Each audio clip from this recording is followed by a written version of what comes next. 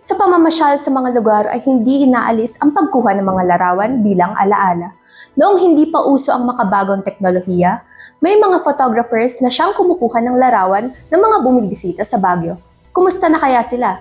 Alamin sa report ni PIA intern Trisha Rain Batoon. Dito sa parke ng Baguio, kadalasang makikita ang mga photographer na ito.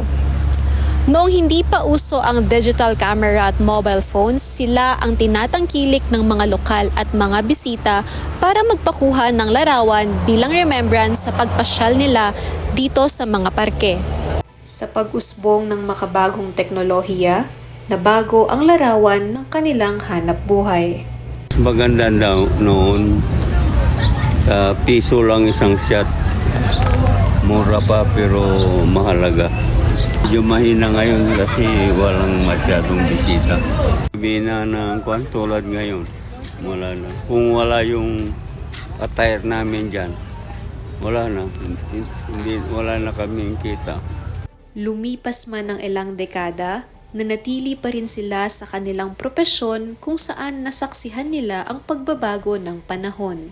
Para din po makatulong sa mga local na photographer. Para at least yung mabuhay pa rin po yung kultura ng nila.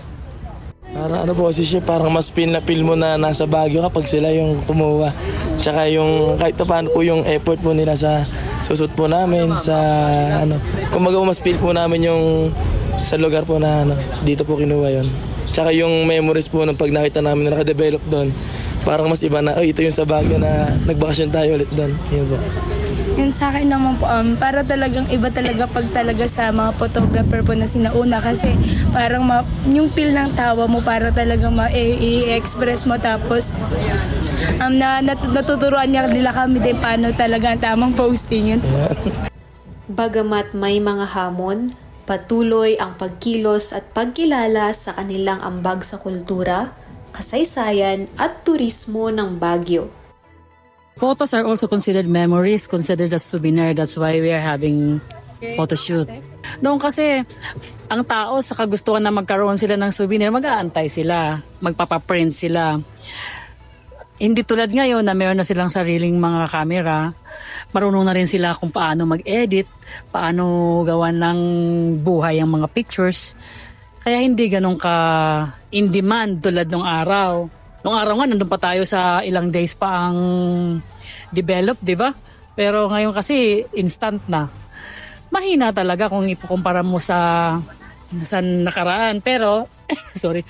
Pero nasa diskarte mo na lang kasi yun. Hanapan mo siya ng pagkakaiba. At saka yung suggested selling kung bakit kailangan nilang kunin. Di ba?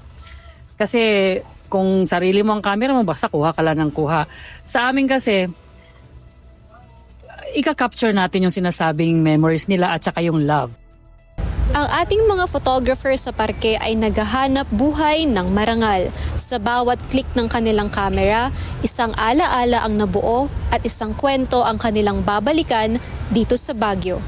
PIA SLU intern Trisha Rain Batoon para sa PIA News, Cordillera.